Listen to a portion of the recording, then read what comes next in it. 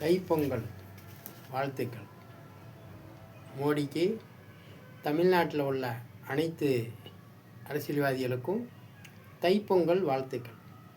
தைப்பொங்கல் திருநாள் அன்று சல்லிக்கட்டு நடக்கும்போது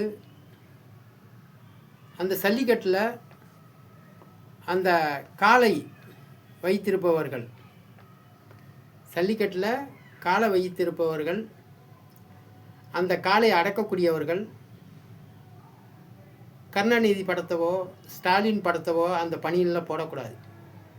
அப்படி போடுறீங்கன்னா அது சட்ட விரோதம். ஏனென்றால் இந்த இவிஎம் மிஷினில் ஓட்டு திருட்டு பண்ணி ஆளக்கூடியவன் சட்டத்தை தவறான முறையில் பயன்படுத்திக்கிட்டு இருக்கான். இந்த இவிஎம் மிஷினில் நேரடி ஒளிபரப்பில் 100 ஓட்டு மோடி அவர்கள் இந்தியாவில் இருக்கிற அரசியல்வாதிய சார்பில் இந்தியா பிரதமர் 100 ஓட்டு போடுவார். அந்த 100 ஓட்டில் ஜெயபாண்டி சயின்டிஸ்ட்டு நான் வெற்றி பெறுவேன். நான் வெற்றி பெறும்போது இந்தியா பிரதமர் மோடி அவர்கள் அவர் ஓட்டு போட்டதை அந்த ஜெய1 நீதிபதி கேட்கணும். மோடி அவர்களை வாங்க, நேரடி ஒளிபரப்பில் எல்லா பொதுமக்களும் பார்த்துக்கிட்டு இருக்காங்க, நாங்களும் பொய் சொல்ல முடியாது. ஜெய1 நீதிபதி என்ன சொல்லணும்? 100 ஓட்டு நீங்கள் சுய புத்தியோடு தானே போட்டீங்க, அந்த கண்ட்ரோல் பட்டன் நீங்கள் தானே ஆன் பண்ணீங்க, ஓட்டு போடுற சுவிட்சை நீங்களே ஆன் பண்ணி பிஜேபிக்கு தாமரை சின்னத்தானே ஓட்டு போட்டீங்க.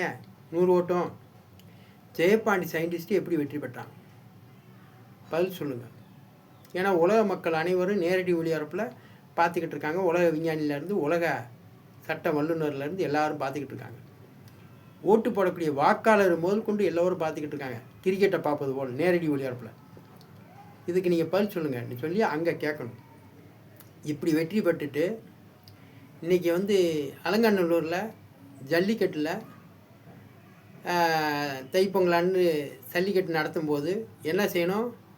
அந்த சல்லிக்கட்டு காளை அணையக்கூடியவர்கள் பனின் போடும்போது அந்த பனியில் எப்படி இருக்கணும்? அந்த பனியில் காளை மாடு இருக்கலாம், காளை மாடு அதில் இருக்கலாம். அந்த காளை மாடும் பொங்கப்பானையும் தான் இருக்கணும். அதில் கருணாநிதி படமோ ஸ்டாலின் படமோ ஸ்டாலினுடைய மகனுடைய படமோ அந்த வீரர்களுடைய பணியில் இருக்கக்கூடாது. ஏன் இருக்கக்கூடாதுன்னு சொல்கிறேன்னா, இது பொதுவான விஷயம். இந்த பொதுவான விஷயத்தில் இந்த சல்லிக்கட்டை எந்த ஒரு அரசியல்வாதியும் சல்லிக்கட்டு தடையை நீக்கணும் என்று சொல்லி போராடினவங்க கிடையாது. ஆனால் சல்லிக்கட்டு போராட்டத்தில் அந்த போராளியை யாரும் கொடி கொண்டு வராதிங்க, யாரும் கொடி, எந்த கட்சியும் கொடி கொண்டு வரக்கூடாது அப்படின்ற உடனே சீமா அந்த நான் தமிழர் கட்சி கொடியை வச்சுட்டு வெற ஆளாக தான் போய் தேவர் சிலைகிட்ட மதுரையில் போராட்டம் கலந்து கொண்டார். அப்போ யாருடைய கொடியும் சல்லிக்கட்டு போராட்டத்துக்கு பயன்படுத்தக்கூடாதுன்னு சொல்லும்போது ஒரு தமிழ்நாடு முதலமைச்சர் பொண்டு பையன் அவங்க அப்பன் படத்தையும் போட்டு ஸ்டாலின் படத்தையும் போட்டு ஸ்டாலினுடைய மகனுடைய படத்தையும் போட்டு அந்த வீரர்களுக்கு கொடுத்து அந்த வீரர்கள் அதை அணிந்து அதை சல்லிக்கட்டில் நடத்தினது தவறு. அப்போ இந்த சல்லிக்கட்டை உரிமை வாங்கினவங்க யார்? எடப்பாடி பொண்டு பயலா இல்லை ஸ்டாலினுடைய பொண்டு பைய அவனை சல்லிக்கட்டை உரிமை வாங்கினா? உரிமை வாங்கினது சல்லிக்கட்டு வேணும், இது எங்களுடைய உரிமைன்னு வாங்கினவன் எந்த ஒரு கட்சி கொடியும் வரக்கூடாது இந்த போராட்டத்துக்குள்ளே அப்படின்னு சொல்லி தான் போராட்டம் பண்ணான். ஆனால் இப்போ சல்லிக்கட்டை மீட்டி எடுத்தது பிறகு அந்த சல்லிக்கட்டு காளை அணையக்கூடியவர்களுடைய உடம்பில் அந்த பனினை போடும்போது எப்படி இருக்கணும்? ஒரு பொங்கப்பானை இருக்கலாம், அந்த பசுமாட்டுடைய அந்த காளைவுடைய படம் இருக்கலாம், கரும்பு இது இருக்கலாம். அந்த வீரர்களுக்கு அந்த மாதிரி பனியை ரெடி பண்ணி கொடுத்துருந்தீங்கன்னா நீ யோக்கியமானவன்டா, கருணாநிதிக்கு பிறந்தவன் உத்தமேன்னு சொல்லலாம். அப்பனும் பிராடு மகனும் பிராடாடா. ஜெயபாண்டி சயின்டிஸ்ட் கூட 5 லட்ச ரூபா லோன் தரேன்னு சொல்லி ஏமாத்தின பையன் இன்றைக்கி எனக்கு என்எஸ்எம் சாகுலகம் இதுன்னு சொல்லி சார்ஜாவிலேருந்து வெளிநாட்டிலேருந்து எனக்கு வட்டி இல்லாத கடன் கொடுத்தாரு. அவர் ஞாபகார்த்தமாக தான் மதுரை முழுவதும் படிக்கிற பிள்ளைகளுக்கு படிப்புக்கு சம்பளம் கொடுக்குறேன். NSM சாகுல் ஹமீது ஐயா அவர்கள் படிக்கிறவங்களுக்கு நிறையா பேர்களுக்கு ஃபீஸு டொனேஷன் கொடுத்துருக்காரு. ஆனால் அவர்கிட்ட நான் வந்து வட்டி இல்லாத கடன், மற்ற எல்லாரும் எனக்கு எழுதாமல் கொடுத்தாங்க. ஆனால் அவர் ஒரு ஆள் தான் எனக்கு எழுதி கொடுத்தவர். துக்ளக் பத்திரிக்கை மூலமாக இதயா சார் வந்து கொடுத்தாரு. அந்த அட்ரஸ் கொடுத்தாரு. அந்த அட்ரஸுக்கு எழுதி போட்டோன்னே அவர் எனக்கு உதவி செய்தது. அந்த மனிதனுடைய ஞாபகார்த்தமாக NSM சாகுல் ஹமீது அவருடைய ஞாபகார்த்தமாக படிக்கிற பிள்ளைகளுக்கு சம்பளம் கொடுப்பதும் 10, 11, 12 படித்தவங்களுக்கு வேலை வாய்ப்பு கொடுப்பதும். ஜெயபாண்டி நீ உயர்ந்தால் மற்றவங்களுக்கு உதவி செய்யான்னு கேட்டிருந்தார் NSM சாகுல் ஹமீது. அவர் என்ன எழுதியிருந்தார் முதல்ல எனக்கு, ஜெயபாண்டி நீ நல்லவன் சொல்லி உங்கள் ஊர் போலீஸ் ஸ்டேஷனில் கையெழுத்து வாங்கி எனக்கு அனுப்பணுன்ற அவசியம் இல்லை.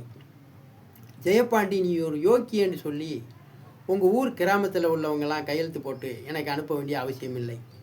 ஜெயபாண்டி நீ நல்லவன் சொல்லி உங்கள் வீட்டில் உள்ளவங்க நீ நல்லவன் சொல்லி கையெழுத்து போட வேண்டிய அவசியம் இல்லை. NSM சாகுல் ஹமீது நான் உனக்கு பணம் அனுப்புவேன்ற நம்பிக்கை இருந்தால் எனக்கு லெட்ரு எழுது, என்னுடைய கடிதத்தை பார்த்து என்னுடைய அட்ரஸுக்கு எழுதுன்றாரு. எழுதுனே எனக்கு பணம் கிடைச்சது.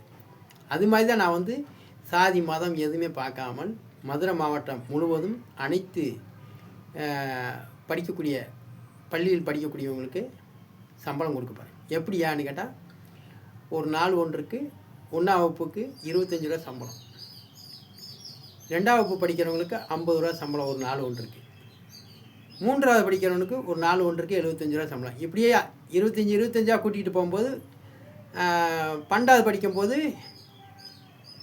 300 ரூபா சம்பளம் வரும். மொத்தமாக கூட்டி பார்த்தோம்னா 1ஆவதுலேருந்து 12 வருஷம் வரைக்கும் படிச்சிருக்கான்ல, எந்த வருமானமும் இல்லாமல் கொத்தடிமையா?